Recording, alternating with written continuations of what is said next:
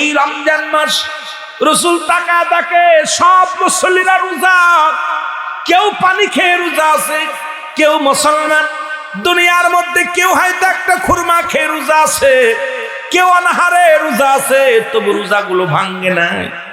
রাসূল তাকায় দেখে মজলিসের মধ্যে প্রায় 90% মানুষই রোজা, যত সাবাল লোক সাবাল্লিকা অধিকাংশই রোজা। নবীজি তাকায় দেখে চোখের পানি ছেড়ে কান্দে, আল্লাহ এত কষ্টের পরও উম্মতিরা রোজা আছে, এরপরে সংগ্রাম করবে কেমনে করে? কারণ এই বাতিলের বিরুদ্ধে জিহাদ করবে, আমাদের কাছে কোনো অস্ত্র নাই, আমাদের কাছে কোনো যানবাহন নাই, যেটার উপর ভিত্তি করে বাতিলের সঙ্গে যুদ্ধ করবে। আমার রব্বুল আলামিন ডাক দিয়ে বলে, জিবরিল আমার হাবিবকে জানিয়ে দাও এই মাহে রমাদান মাসে মুসলমানদের রক্ত ঝরে, মুসলমানদের রক্ত ঝরে জমিনের মধ্যে, আমি আল্লাহ সইতে পারি না। আমার হাবিবকে যে বলো, আমার হাবিব যেন বাতিলের সঙ্গে যুদ্ধ ঘোষণা করে দেয়। আমার নবীজি ডাকতে বলেন, সাবির আরে আয় আয়, আমি আল্লাহ আমাকে হুকুম দিছে, সেই হুকুম আমি তোমাদের মধ্যে জানায়া দিলাম। আগামী 17ই রমাদান বাতিলের বিরুদ্ধে জিহাদ হবে, যুদ্ধ হবে, জোরে জোরে চিল্লা বলা যাবে না মারহাবা। কত রোজা? 17ই রমাদান যুদ্ধ হবে। রাসূল বললেন, তোমরা প্রস্তুতি হও, জলদি করে যে যেখানে আছো প্রস্তুতি হও, ঘুমায় থাকার সময় নাই, আর বসে থাকার সময় নাই, তোমরা যে যেখানে আছো সেখান থেকে পার হয়ে যাও, প্রস্তুতি হও, যুদ্ধের জন্য প্রস্তুতি হও। এই খবরটা শুনে দুইটা বালক বড় আনন্দ পেয়েছে, হারে আবু জেহেলের সঙ্গে যুদ্ধ হবে, আমরা আবু জেহেলকে হত্যা করব। মনে মনে জল্পনা কল্পনা করে একদরই বাড়িতে চলে গেছে। বাড়িতে যা দেখে মা জননী চোখের পানি ফেলায় ফেলায় কান্দে, ডাকতে বলে, মা মা গো তুমি কেন কান্দো? বালক দুটি ডাকতে বলে, মা মা তোমার চোখে কেন পানি? আজকে বুঝি বাবার কথা মনে পড়ছে, আজকে বুঝি বাবার কথা মনে পড়ে কান্দো। মা জনই ডাকতে বলে, বাবারে আজকে তোর বাবার জন্য কান্দি না, শোন একটু আগে একটা খবর পাইলাম, রহমতের নবী যুদ্ধের ঘোষণা দিছে, 17ই রমাদান যুদ্ধ হবে।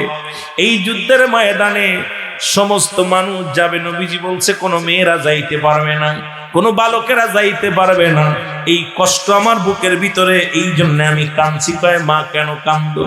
বলে, কান্দি আজ যদি আমার স্বামী বেঁচে থাকতো, আজ যদি তোমার বাবা বেঁচে থাকতো, বাতিলের সঙ্গে যুদ্ধ করত, বাতিলের সঙ্গে যুদ্ধ করিয়া শাহাদতের পেয়ালা পান করত, আমি আল্লাহর দরবারে দাঁড়ায় বলতাম, রব্বে কারীম আমি একজন মুসলমান, শুনে নাও, শহীদের বিবি, আমি শহীদের বিবি, আমি কিয়ামতের ময়দানে শহীদের বিবি বলে দাবি করতে পারবো না।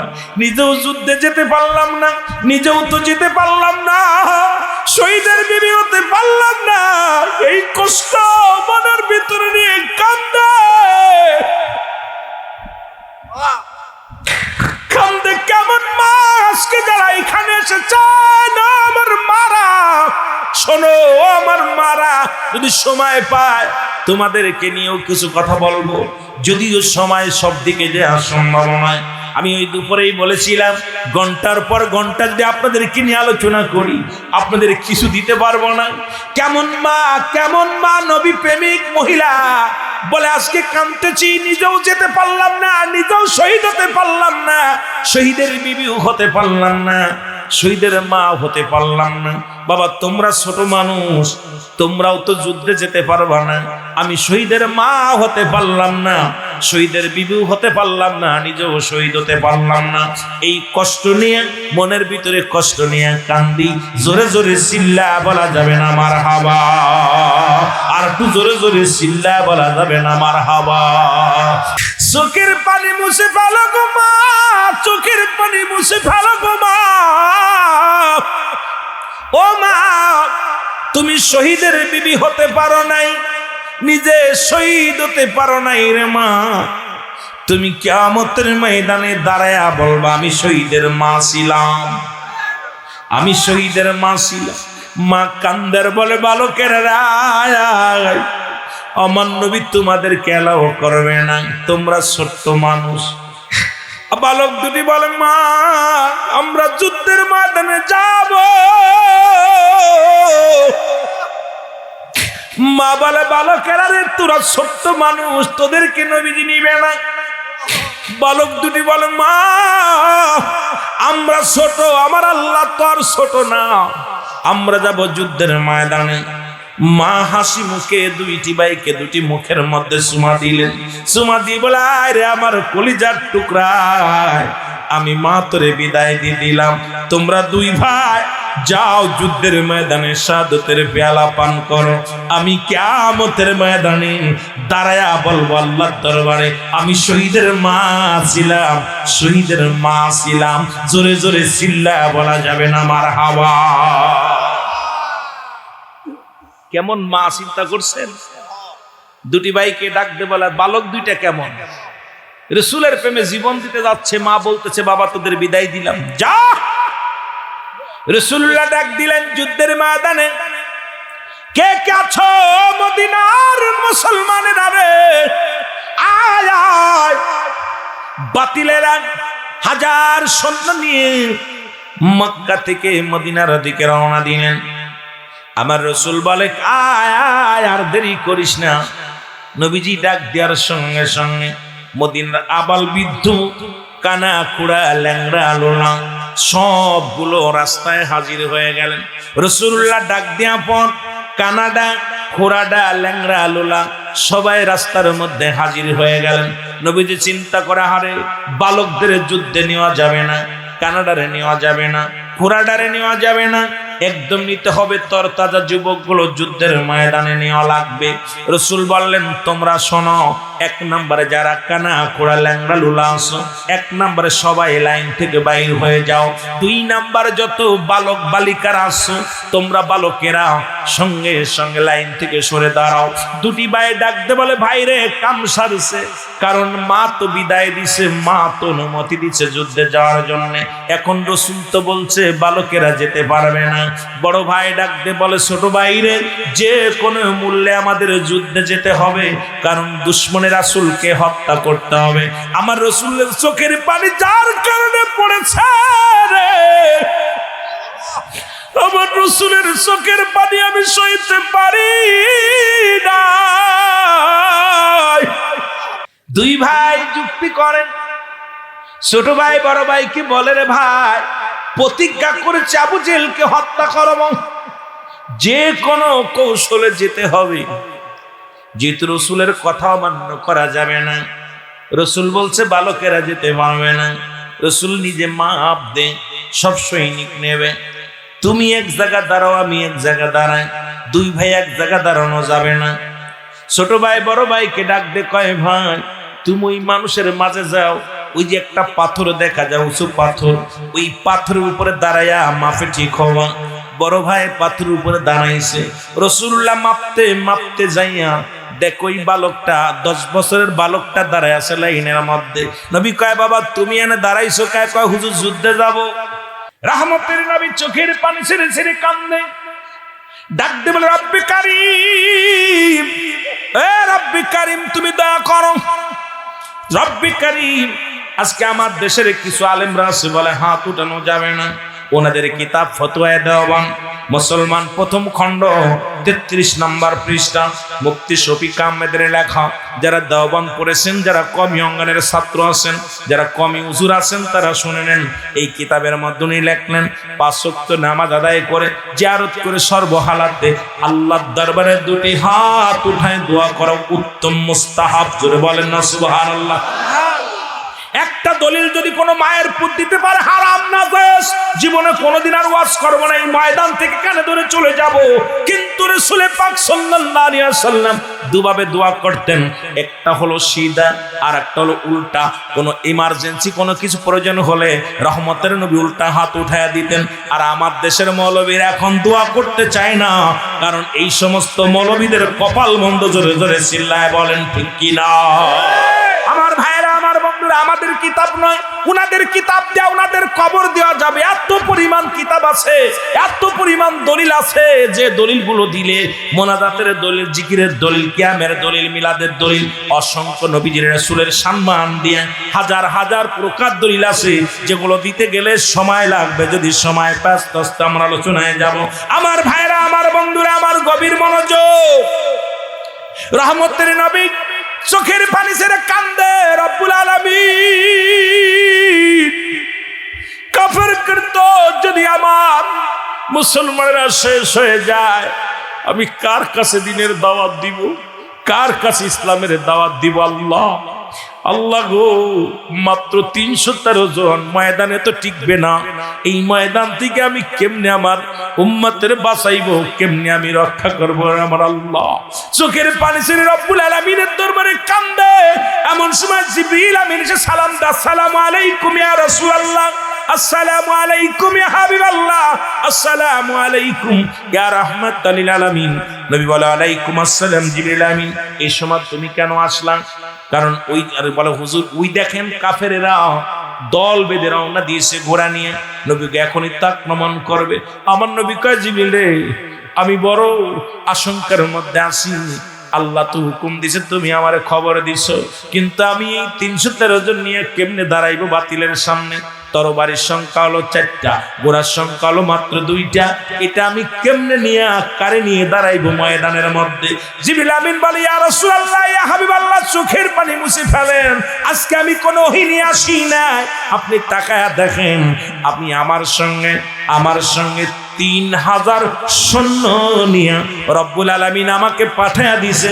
3000 সৈন্য নিয়ে, জোরে জোরে চিল্লা বলা যাবে না মারহাবা। যুদ্ধ শুরু হয়ে গেল, তুমুল আকারের যুদ্ধ।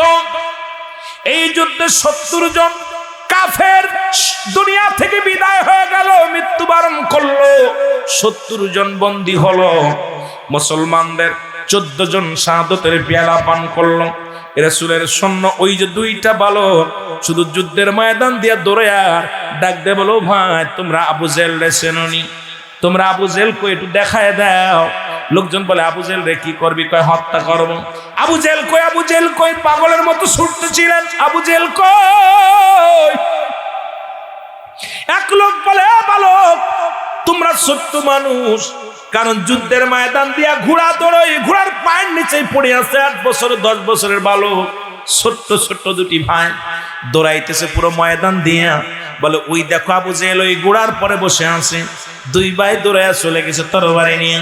যা দেখে সোয়া পাই না, শুরু করছে পিছন থেকে কোপ, সামনে থেকে কোপ, কিন্তু 2 ভাই তো সোয়া পায় না।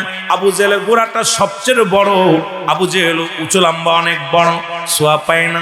এখন 2 ভাই তো নিয়ত করেছে আবু জেহেলকে হত্যা করবে, কিন্তু সোয়া তো পায় না।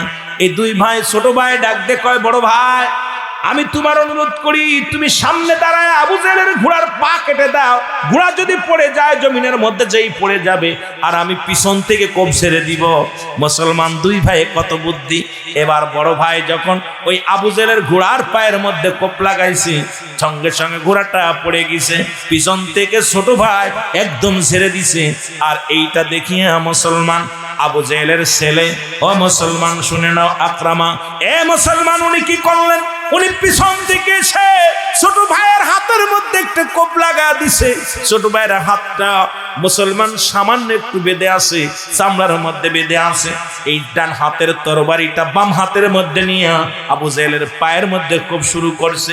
এই হাতটা ডিস্টার্ব করে, হাতটা পায়ের নিচে থুয়ে টানতে ছিঁড়ে ফেলে দিয়া বলে, ইয়া রাসূলুল্লাহ, ইয়া রাসূলুল্লাহ বলে চিৎকার মারলেন। বাম হাতটার মধ্যে কোপ মারলেন, বাম হাতটা পড়ে গেল। এই দুনিয়ায় ছোট ভাই শাহাদাতের পেয়ালা পান করলো, বড় ভাইকেও দুনিয়া থেকে বিদায় করে দিলেন। এ মুসলমান, আবু জেহেলের ছেলে আকরামা এই 2 ভাইকে শহীদ করে দিলেন। এইবার রাসূলুল্লাহ শহীদের লাশগুলো টেনে টেনে আনলেন। রাসূলুল্লাহ যখন লাশগুলো আনতে বললেন, আনা পর বালক 2টির লাশ যখন আনলেন, আমার নবীজি চোখের পানি ধরে রাখতে পারে নাই। রাসূলুল্লাহ কাঁদতে আর ডাকতে বলে, আমার সাহাবীরা রে,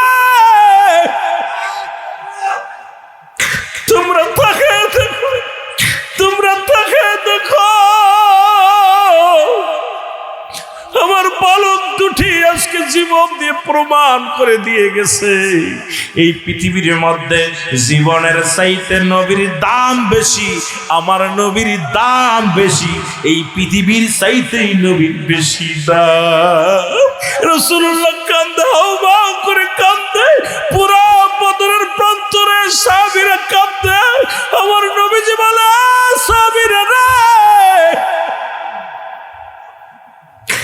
আমার সাহাবীরা, এই দুটি বালক 7 বছর 10 বছরের বালক আজকে প্রমাণ করে গেছে এই দুনিয়ার মধ্যে জীবনের চাইতে আমার নবীর দাম, আমার নবীর ভালোবাসা, আমার নবীর প্রেম। আমি নবী এই লাশ দুটির দিকে সহ্য করতে পারি না। জিবরিল আমিন বলে, ইয়া রাসূলুল্লাহ, আপনি চোখের পানি মুছে ফেলেন। এই বালক দুটির জন্য রব্বে কারিম এত পরিমাণ খুশি হয়েছে, জান্নাতের দরজাগুলো খুলে রাখছে, জান্নাতের দরজাগুলো উন্মুক্ত করে দিছে, সুসজ্জিত করেছে, সাজিয়েছে। কারণ আপনার প্রেমে যারা শহীদ হয়ে গেল, ইয়া রাসূলুল্লাহ, ইয়া হাবিবাল্লাহ, এই মানুষগুলো বড় ভাগ্যবান। ইয়া রাসূলুল্লাহ, ইয়া হাবিবাল্লাহ, আপনার প্রেমের মালা গলায় পরে যারা শাহাদাতের পেয়ালা পান করলো, কতই ভাগ্যবান। জান্নাতি ফেরেশতারা তাদের স্বাগতম জানানোর জন্য অপেক্ষা আছে। জোরে জোরে চিল্লায় বলা যাবে না সুবহানাল্লাহ। এ দুনিয়ার মুসলমান গভীর মনোযোগ। রব্বুল আলামিন এই মাহফিলে আসার মতো, বসার মতো সুযোগ দান করলো। এ সময় কত মানুষ জেলখানায়, কত মানুষ হাসপাতালে, কত মানুষ মৃত্যু শয্যায় সজ্জিত। রব্বুল আলামিন আপনাকে আমাকে জেলখানায় নেন নাই, হাসপাতালে নেন নাই, সুন্দর পরিবেশ এই জান্নাতের বাগানে আসার মতো সুযোগ, বসার মতো সুযোগ দান করল। উচ্চ কণ্ঠে আওয়াজ দে আর একবার বলেন আলহামদুলিল্লাহ। বান্দা যখন জান্নাতের বাগানের দিকে রওনা হয়ে যায়, প্রতিটা কদমে কদমে রব্বুল আলামিন বান্দার জীবনের সগীরা গুনাহগুলো মাফ করে দেয়। জোরে বলেন মারহাবা। কি গুনাহ মাফ? সগীরা গুনাহ মাফ। আমরা শুধু সগীরা গুনাহ করি না গো, পদে পদে করছি কবিরা গুনাহ। নামাজ ছেড়ে দিয়ে কবিরা গুনাহ, মিথ্যা বলা কবিরা গুনাহ, হাজারো প্রকার গুনাহ করলাম। এই গুনাহ মাফের দরকার। আল্লামা কুতুবী রাহমাতুল্লাহ বয়ান করে, মুসলমান শুনে নাও, এই জান্নাতের বাগানখানা কোন ব্যক্তি যদি আঁকড়ে ধরে, আঁকড়ে ধরিয়া খাস তওবা করে, তওবা করি আল্লাহ বলে ডাক দেয়, আমার আল্লাহ রব্বুল আলামিন বান্দার জীবনের সমস্ত গুনাহগুলো মাফ করে দেয়। জোরে বলেন মারহাবা। কারণ নবীদের দরজা বন্ধ, তওবার দরজা খোলা। মানুষের মৃত্যু হয় দুইটা টাইমে, একটা হলো রাতের বেলা, একটা হলো দিনের বেলা। দিন শুরু করেছিলাম, মৃত্যুবরণ করি নাই। রাত শুরু করেছি, এখনো মৃত্যুবরণ করি নাই। আগামী দিন আপনার আমার জীবনের সূর্যোদয় হবে, কেউ বলতে পারি না। আগামী দিন আমরা বাঁচবো, আগামীকাল সকাল আমরা দেখব, আগামীকাল আমরা সেরি খাবরে মুসলমান, কেউ বলতে পারি না। এই জন্য তওবার দরজা যেহেতু খোলা, আমার সামনে সবাই তওবা করেন, আস্তাগফিরুল্লাহ। এ দুনিয়ার মুসলমান,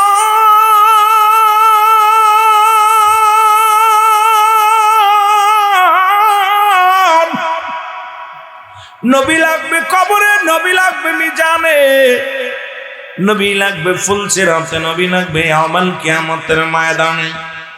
নবী বিনে কোনো বান্ধব নাই, নবী বিনে কোনো দরদি নাই, নবী বিনে কোনো উপায় নাই। এই রাসূল বলেন হায়াতি খায়রুল লাকুম, রাসূল বলে আমার হায়াতের জিন্দেগি উম্মতের জন্য কল্যাণ স্বরূপ। এই পৃথিবীর মধ্যে রাহমাতুল লিল আলামিন আছে আমার আপনার কল্যাণের জন্য। মুসলমান বাবারা আমার, এই রাসূলকে পেয়ে আমরা বড় ধন্য, এই নবীকে পেয়ে আবার আমরা মুসলমান ভাগ্যবান। সেই নবীর উম্মত হতে পেরে বড় ধন্য হয়েছি। এই রহমতের নবী মক্কা নগরে যুবক হিজরতের 10টা বছর অতিবাহিত হয়ে গেল। নবীজিকে কেউ বলে আল আমিন, নবীজিকে মুসলমান গভীর মনোযোগ। মক্কার কাফেরেরা, মদিনার কাফেরেরা, মক্কাবাসী যত মুসলিমেরা আছে নবীজির আদর্শ দেখিয়া সবাই নবী কাল আমিন উপাধি দিলেন। আর আল্লাহ বলেন বাইনাত, উত্তম ব্যবহার, উত্তম আখলাক, উত্তম চরিত্র যা রাসূলকে দিয়েছিলেন। ও মুসলমান বাবারা আমার শুনে নাও, এই নবী রহমতের নবী, রাহমাতুল লিল আলামিন। আমার নবী মক্কায় যখন কালেমার দাওয়াত দেয়া শুরু করলো, একটা দাওয়াত লা ইলাহা, নাই কোনো ইলা ইল্লাল্লাহু কাল্লা ছাড়া মুহাম্মাদুর রাসূলুল্লাহ সাল্লাল্লাহু আলাইহি ওয়াসাল্লাম, এই দাওয়াত যখন দেয়া শুরু করলো, এই তো শুরু হয়ে গেল নবীর সঙ্গে বিদ্রোহী, এই তো শুরু হয়ে গেল রাসূলুল্লাহর সঙ্গে দুশমনী। আমার নবীর উপর আক্রমণ শুরু হয়ে গেল, নবীকে নির্যাতন করা শুরু হয়ে গেল। নবী আমার জমিনের মধ্যে বইয়া বইয়া কান্দে, আল্লাহ রব্বুল আলামিন,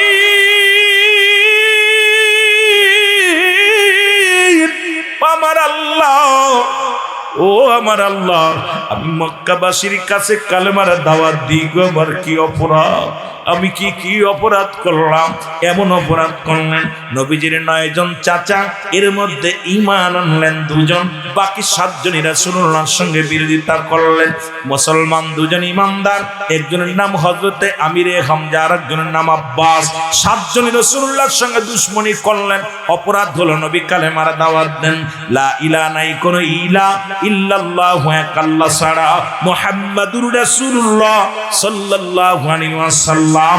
জোরে জোরে চিল্লা বলা যাবে না আল্লাহু আকবার।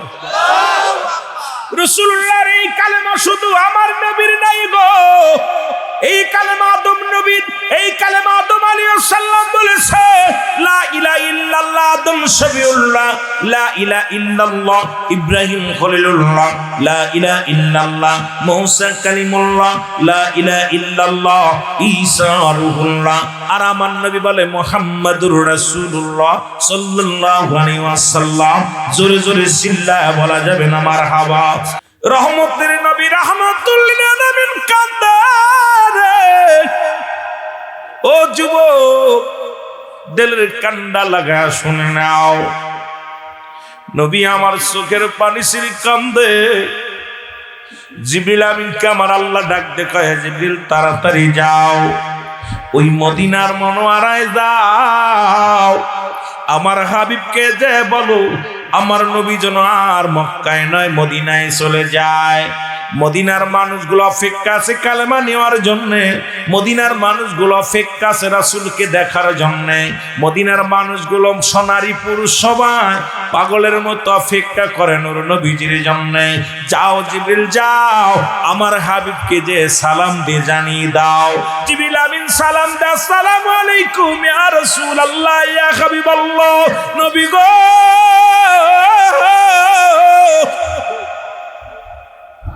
ও মায়ার নবী, নবী বলে আলাইকুম আসসালাম। জিবরিল আমিন কি সংবাদ বলো? বলে ইয়া রাসূলুল্লাহ, ইয়া হাবিবাল্লাহ, এই মক্কার মানুষের আপনারে কষ্ট দেয়, মক্কার মানুষেরা আপনারে নির্যাতন করে, মক্কার মানুষেরা বড় কষ্ট দেয়। নবী গো, আপনি আর একটা মিনিট মক্কায় নয়, আপনি মদিনায় রওনা দিয়ে যান। মদিনার মানুষগুলো অপেক্ষা আছে আপনাকে পাওয়ার জন্য, মদিনার মানুষগুলো বড় অপেক্ষা আছে ইয়া রাসূলুল্লাহ, ইয়া হাবিবাল্লাহ। আল্লাহর নবী কয় জিবরিল, আমি নবী কেমনে মদিনায় যাই রে? এই জমিনের মধ্যে আমার মা, এই জমিনের মধ্যে আমার বাবা, আরে মক্কা আমার জন্মভূমি, এই ভূমি ছেড়ে আমি কেমনে যাই? আমার জিবরিল আমিন ডাক দিয়ে বলে, আল্লাহর নবী গো, রব্বুল আলামিন হুকুম দিয়েছে আপনি একটা মিনিট নয়, আপনি তাড়াতাড়ি মদিনায় চলে যান। রহমতের নবী রওনা হয়ে যায়, মদিনায় চলে গেলেন। জোরে জোরে চিল্লায়া বলেন মারহাবা। আর জোরে জোরে চিল্লায়া বলা যাবেন আল্লাহু আকবার। রহমতের নবী যখন মদিনায় রওনা হলেন, মদিনায় চলে গেলেন, যাও পরে ছোট্ট 2টি বালক, এই বালক 2টি আসিয়া রাসূলকে ডাক দিয়ে বলে, আসসালামু আলাইকুম, আপনি কি নবী? আপনি কি নবী? নবীতে বলছেন হায়াতি খায়রুল লাকুম, আমার উম্মতের জন্য আমার আগমনটা অতি উত্তম, আমাকে পেয়ে আমার উম্মতিরা ধন্য হয়ে গেছে। আমার বাবারা, আমার এই দুনিয়ার মধ্যে আমাদের দেশের কিছু আলেম আছে, তারা তো আমার নবীরে বলে নবীও মানুষ, আমরাও মানুষ। নবীরা হলো গুনাহ থেকে মুক্ত, আমরা গুনাহে যুক্ত। নবীরা হলো মাসুমের মাসুম, আমরা হলাম গুনাহ মার্কা মানুষ। যেমন যদি আদম নবী, ওই যে নবী বলছেন হায়াতি খায়রুল লাকুম, আমার হায়াতের জিন্দেগিটা উম্মতের জন্য কল্যাণ স্বরূপ। আবার নবী বলছে ওয়াফাতি খায়রুল লাকুম ওয়া মামায়াতি খায়রুল লাকুম, রাসূল বলছে আমার ওয়াফাতটা উম্মতের জন্য কল্যাণ স্বরূপ। কিন্তু আমার দেশের কিছু কপাল পোড়া ভাইয়েরা আছেন, তারা মনে করে নবী আমগার মতো মানুষ। ওরে আদম নবী তো বলেছে রব্বানা যালামনা আনফুসানা ইল্লাম তাগফির লানা ওয়া তারহামনা লানাকুনান্না মিনাল খাসিরিন।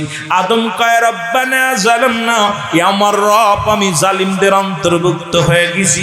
যারা আদম আলাইহিস সালামকে জালিম বলবে, সঙ্গে সঙ্গে তার বউ অটো তালাক হয়ে যাবে, এই দুনিয়ার মধ্যে ঈমান হারায়া ফেলবে। এখন আমার নবী কয় উম্মতিরা রে, আমি এই দুনিয়ার মধ্যে আসলাম, উম্মতিরা যেমনি সংসার করে আমি এমনি করলাম, উম্মতিরা যেমনি চলাফেরা করে এমনি আমি করলাম, উম্মতিরা যেমনি সংসারে জীবন করে এমনি আমরা করলাম। এই জন্য আমার দেশের কিছু ভাইয়েরা আছে পাগলের গোষ্ঠী, তারা নবীর সঙ্গে মেশাল দেয়, কই নবীও মানুষ আমরাও মানুষ। এর নবীর সঙ্গে মেশাল দিও না, বেয়াদবি করো না। দুনিয়ার সব জায়গা বেয়াদবি চলে, রাসূলের দরবারে কোনো বেয়াদবি চলে না। জোরে জোরে চিল্লায় বলা যাবে না, ঠিক কি না? বলতেছিলাম রহমতের নবী মক্কা থেকে গো মদিনায় যখন হিজরত করলেন, দুটি বালক ছেলে সেই রাসূলের সামনে হাজির হয়ে গেলেন। একটার বয়স 8 আর একটা বয়স 10। কত বছর? 8 বছরের বালক আর 10 বছরের বালক। রাসূলুল্লাহকে সালাম দেয়, আসসালামু আলাইকুম, আপনি কি নবী? উনি চিন্তা করছেন নবী মানুষ তো, দেখতে মানুষ, ইনি নবী হয় কেমনে? বালক দুটি চিন্তা করছে নবী বলতে কি না বোঝায়, নবী বলতে মনে হয় কি না কি রকম, কিন্তু দেখতে শুনতে মানুষের মতো, সব কিছু মানুষ, আচার আচরণ মানুষ। বালক দুটি ডাক দিয়ে বলো, হুজুর আপনি কি নবী? রহমতের নবী বলে, বালক রে হ্যাঁ আমি নবী। বলো হুজুর আপনার নাম কি গো? রাসূলকে জিজ্ঞাসা, হুজুর আপনার নাম কি? নবীজি বলে, আমার নাম হযরত মুহাম্মদুর রাসূলুল্লাহ সাল্লাল্লাহু আলাইহি ওয়াসাল্লাম। জোরে জোরে চিল্লায়া বলেন মারহাবা মারহাবা। বালক দুই ডাক দিয়ে কয়, নবী গো আপনার বাড়ি কই? রাসূল বলে, আমার বাড়ি মক্কায়। বলে হুজুর আপনার মা আসেনি? কয় আছে।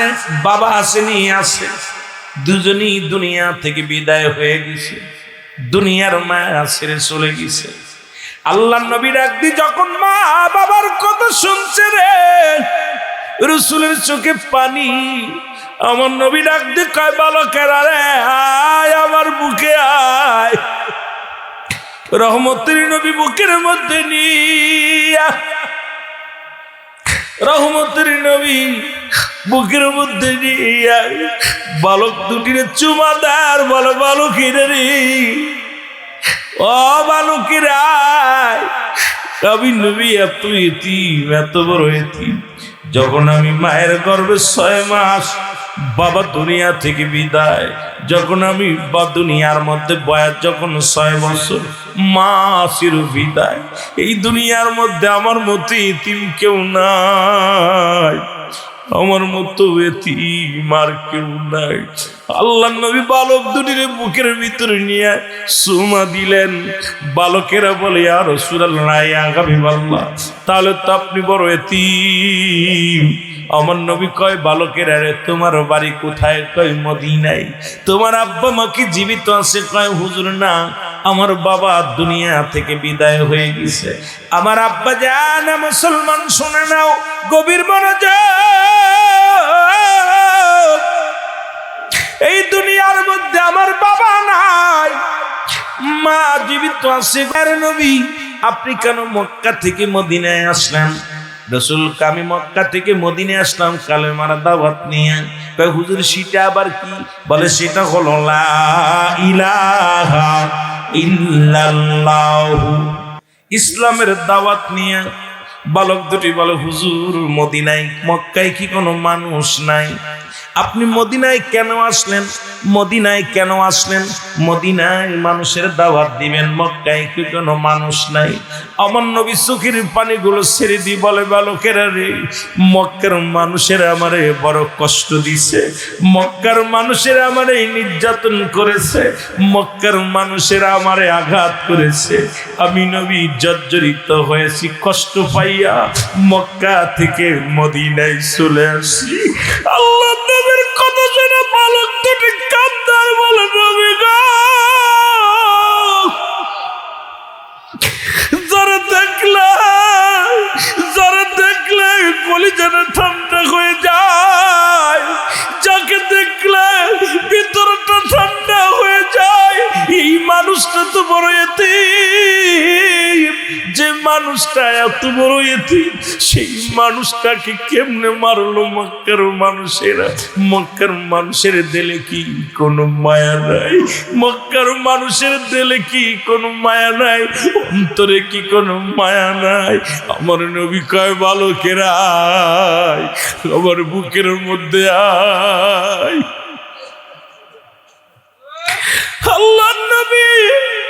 আল্লাহ নবীও কান্দে, বালক দুটিও কান্দে। বালক দুটি বলে ইয়া রাসূলুল্লাহ, ইয়া হাবিবাল্লাহ, এই সাদের মুখখানি কে আঘাত করেছে একটু বলেন গো নবী? মক্কার নগরী কে আপনাকে সবচেয়ে বেশি কষ্ট দিয়েছে বলেন? ইয়া রাসূলুল্লাহ, ইয়া হাবিবাল্লাহ, নবী গো এই চাঁদের মুখখানি কে হাত দিছে রে? কে এমন নবীরে আঘাত করেছে একবার বলেন গো?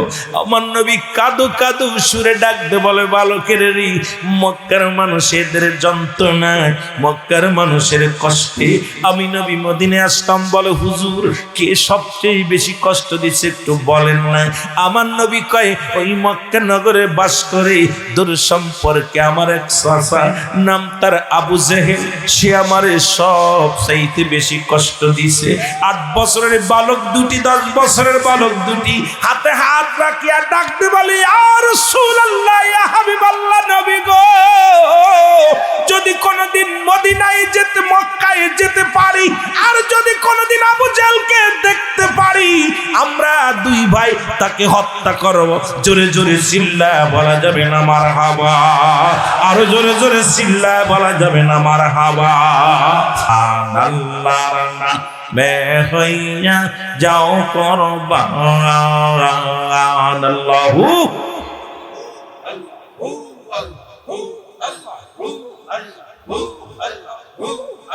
আমার নবীর নামের মালা পড়ো, আমার নবীর নামের মালা পড়ো, আর জবানেতে আল্লাহ বলো, আরে আল্লাহর নামে দিয়ে দাও মোর জান, হায় হায় আল্লাহর নামে দিয়া দাও মোর জান, বিশ্বের মুসলমান আল্লাহর নামে হইয়া যাও কুরবান, আল্লাহ আল্লাহ। জোরে জোরে আল্লাহ আল্লাহু আল্লাহ আল্লাহু।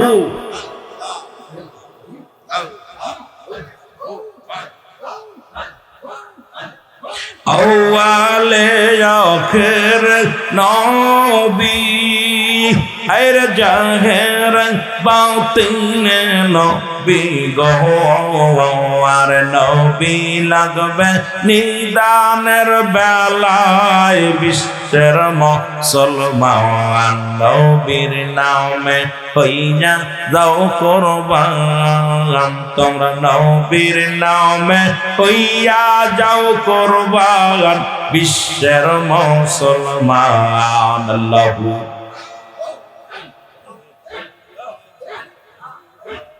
তোমরা নবীর নামে হইয়া যাও কুরবান বিশ্বের মুসলমান নবীর নামে দিয়া দাও মরজারা আনাল্লাহু আল্লাহু আল্লাহু লা ইলাহা ইল্লাল্লাহু মুহাম্মাদুর রাসূলুল্লাহ সাল্লাল্লাহু আলাইহি ওয়াসাল্লাম। আলহামদুলিল্লাহ, আমার ভাইয়েরা সবাই একটু আগায় বসে, সবাই একটু দয়া করে আগায় বসে। সমস্ত প্রশংসা সেই মহান রব্বুল আলামিনের দরবারে। আল্লাহ রব্বুল আলামিন আজকের এই অলনগর দরবার শরীফে মহান আল্লাহর ওলি অলনগরের কদমে আসার মতো বসার মতো সুযোগ দান করল। উচ্চ কণ্ঠে আওয়াজ দেবেন আলহামদুলিল্লাহ। আজকের এই মহাপবিত্র ওরস শরীফ বেসালাত দিবসে মহান রব্বির কারিমের দরবারে অসংখ্যবার শুকরিয়া আদায় করে আরো জোরে বলুন আলহামদুলিল্লাহ। আজ 18টা বছর আমাদেরকে এতিম বানায় দারুল বাকায় ঘুমায় আছেন।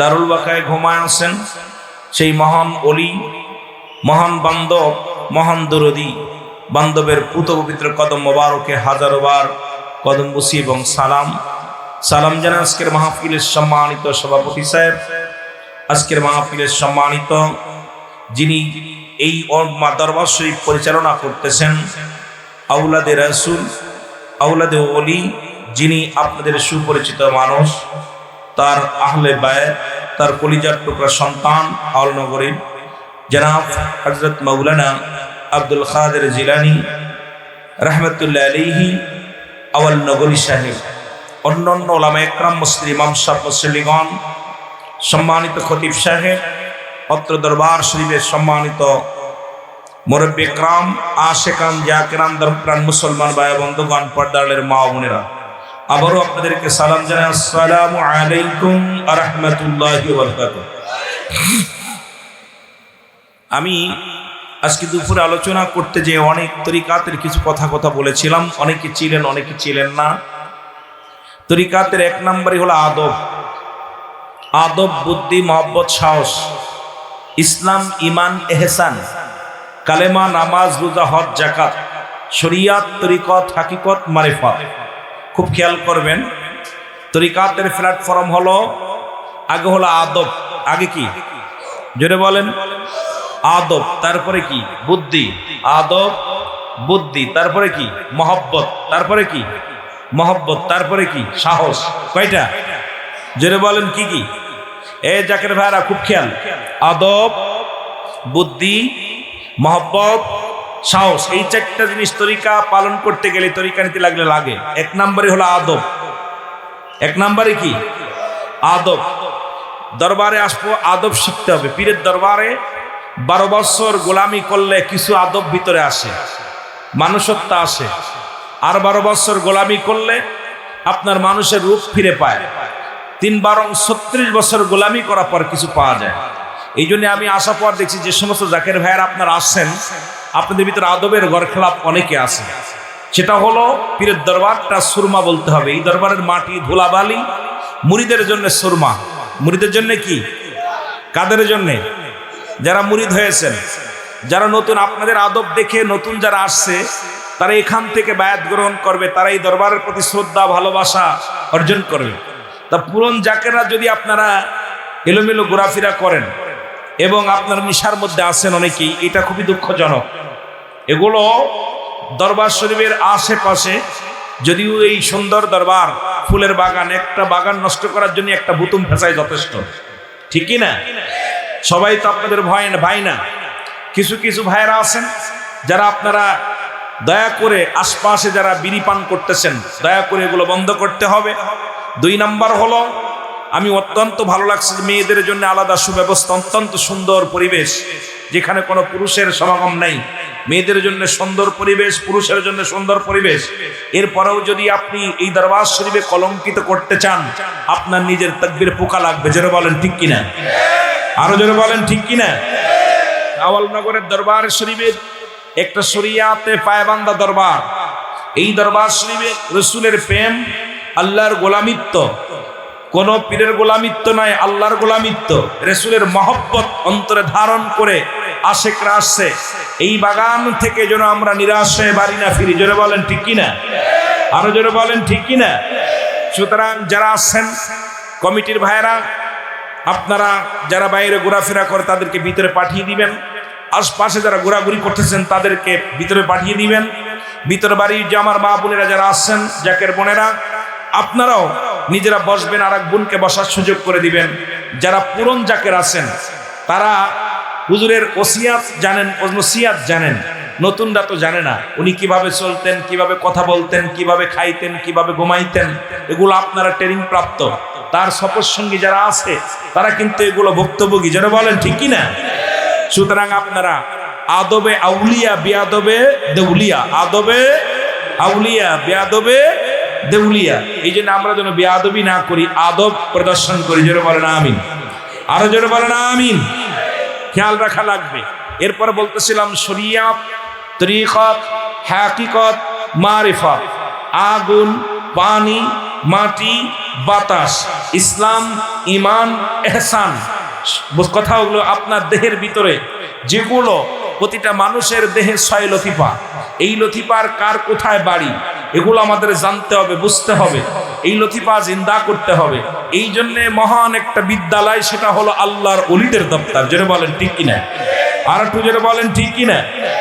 এই দরবার থেকে যদি নিরাশ হয়ে ফিরে যায়, পৃথিবীর কোথাও আর জায়গা নাই। আমার কথা হলো ওলিদের দপ্তর থেকে যদি নিরাশ হয়ে ফিরে যায়, আর কোথাও জায়গা নাই। আপনার আর কোথায় জায়গা নাই, কারণ নবুয়াতের দরজা বন্ধ, বেলায়েতের দরজা খোলা। এই বেলায়েতের শ্রেষ্ঠ অলিগণ যারা এই দুনিয়ার মধ্যে আগমন করেছে, এই বেলায়েত প্রাপ্ত অলিগণের সোহবাতে যদি থাকতে না পারেন, আপনার মতো কপাল পোড়া মানুষ আর দুনিয়ায় নাই। জোরে বলেন ঠিক কিনা? আরো জোরে বলেন ঠিক কিনা? 4 রঙের মশলা দিয়া কে কইরাছে তোর গঠন, 4 রঙের মশলা দিয়া, ঠিক কিনা? আগুন, পানি, মাটি, বাতাস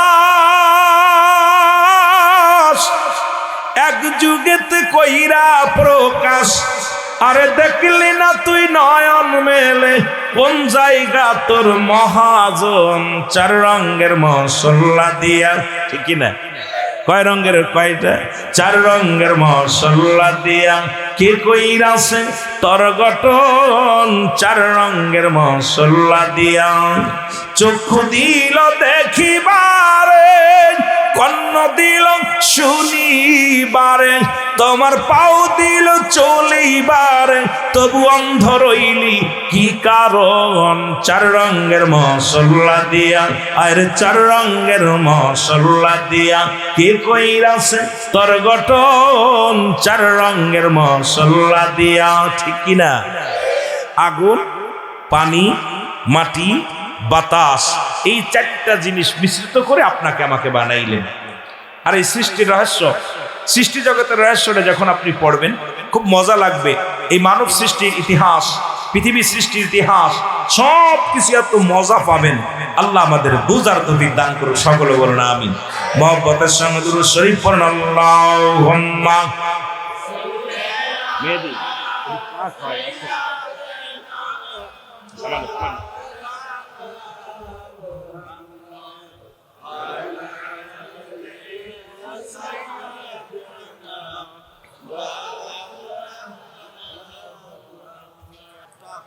রব্বি জাম্বি আতুবু ইলাইহি লা হাওলা ওয়ালা কুওয়াতা ইল্লা বিল্লাহিল আলিয়্যিল আযীম। লা ইলাহা ইল্লাল্লাহু মুহাম্মাদুর রাসূলুল্লাহ সাল্লাল্লাহু আলাইহি ওয়াসাল্লাম। আশহাদু আল্লা ইলাহা ইল্লাল্লাহু ওয়াহদাহু লা শারীকা লাহু ওয়া আশহাদু আন্না মুহাম্মাদান আবদুহু ওয়া রাসূলুহু। মদিনা যাইতে পারলাম না, মদিনা দেখতে পারলাম না, বল মদিনা যাইতে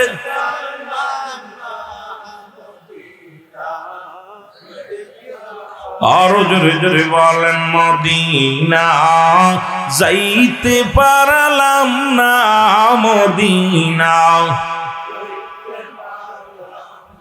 আমি অসহায় তাই এত দূরে রই আমি অসহায় তাই এত দূরে রই দূর থেকে সালাম জানাই বলো দূর থেকে এই মদিনা যাইতে পারলাম না মদিনা আরো জোরে জোরে বলেন মদিনা যাইতে পারলাম না মদিনা মদিনার নাম কত মধু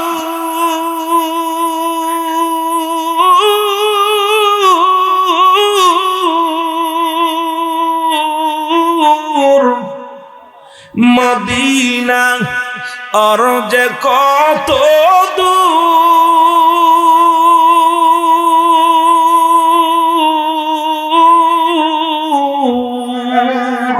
ওই মদিনার পথের দুলি বলো ওই মদিনার পথের দুলি মাখতে পারলাম না মদিনা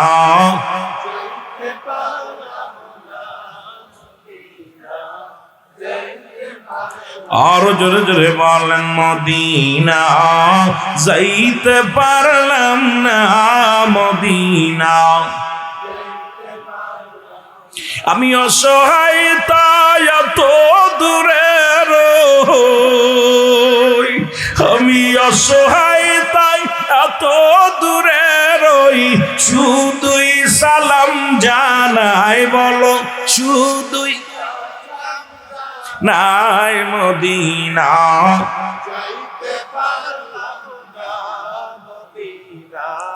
দেখতে পারলাম না মদিনা দেখতে পারলাম না মদিনা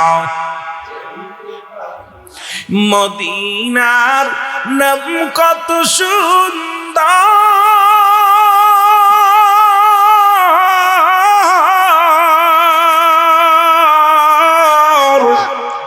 মদিনা কেরসে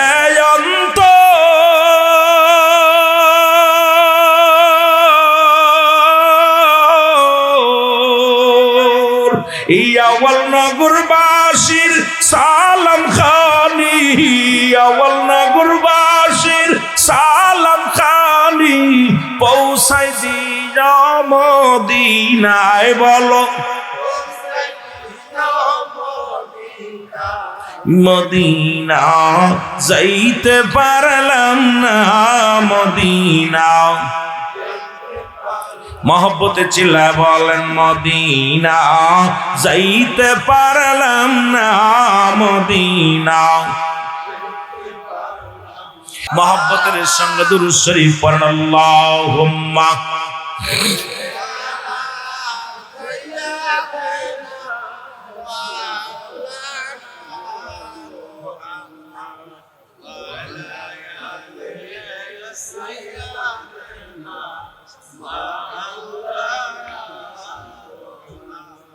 এরি আমার মনের জল্পনা কল্পনা নবী যাব আমি সোনার ই বলো যাব আমি সোনার মদিনায় বলো যাব আমি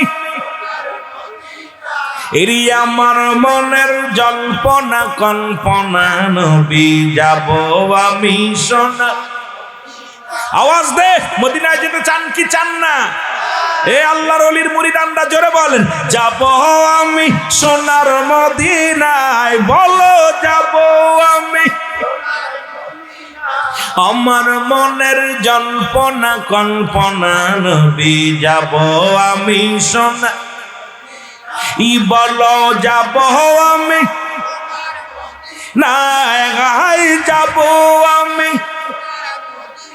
আমার মনের জল্পনা কল্পনা নবী যাব আমি সোনা এই নবীজিকেও ভালোবাসি মনটাই আমার অনেক খুশি নবীজিকেও ভালোবাসি মনটাই আমার আরো জোরে নবীজিকেও ভালোবাসি মনটাই আমার ওরে নবীজিকেও ভালোবেসে তৃপ্তি মেটে না বলো নবীজিকেও ভালোবেসে না গো যাব আমি সোনার ই বলো যাব আমি সোনার মদিনায় বলো যাব আমি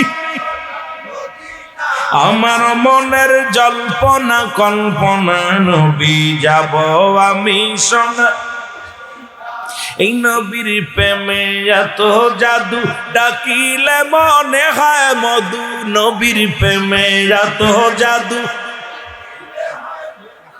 আরে এই মধু কোথাও মেলে না বলো এই মধু না গো যাব আমি সোনার ই বলো যাব আমি সোনার মদিনায় বলো যাব আমি আমার মনের জল্পনা কল্পনা নবী যাব আমি এ দুনিয়ার মুসলমান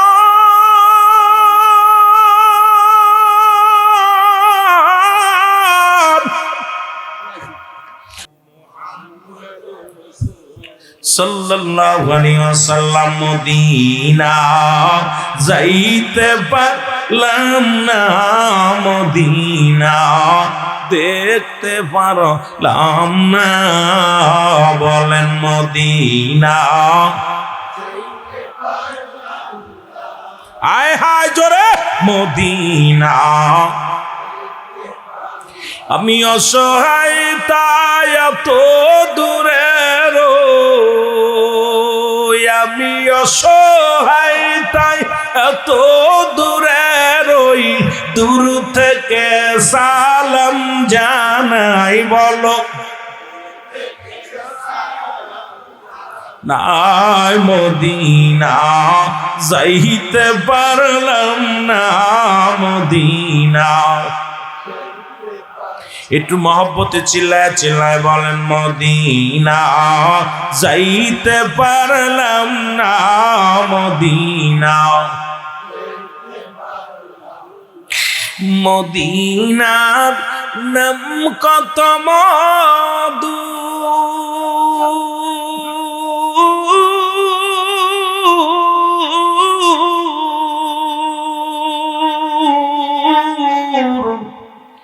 মদিনা আর যে কত দূর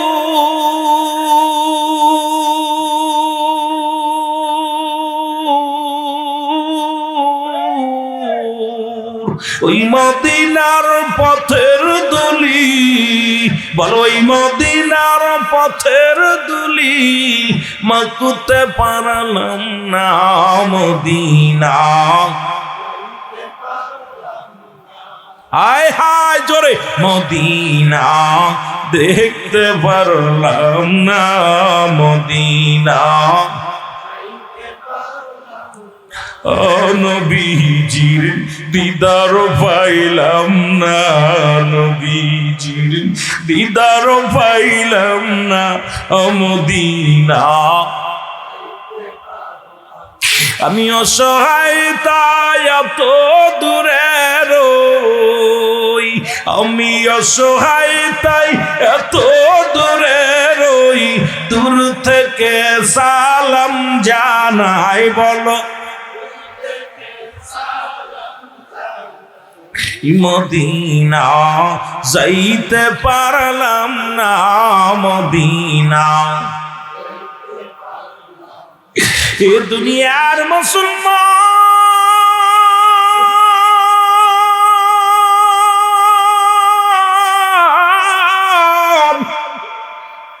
যে কথাগুলো বলি যে একটু দিলের কান্না লাগে শোনা গো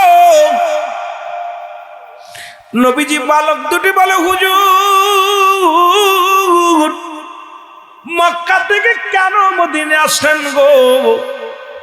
নবীজি ডাকতে বলে, ভালো কেরারি, আমি নবী আসছি কালেমার দাওয়াত নিয়া। ওরে নবীর প্রেমে জীবন গড়ো তোমরা, নবীর প্রেমে নসিব করো মদিনা। বলো নবীর প্রেমে জীবন গড়ো তোমরা, নবীর প্রেমে নসিব করো মদিনা। নবীজি খেনা দেখাইয়া কবরে ডাক দিও না। বলো নবীজি কেনা দে। আওয়াজ দেওয়াজ দে জোরে বলেন, নবীর প্রেমে জীবন গড়ো আশিক, নবীর প্রেমে জীবন মদিনা। নবীজি কে না দেখাইয়া কবরে ডাক দিও না। বলো নবীজি কে না দে। আমরা হইলাম আওয়াল নগরী আশিকেরি দল, নবীজি আপনার প্রেমে পাগল।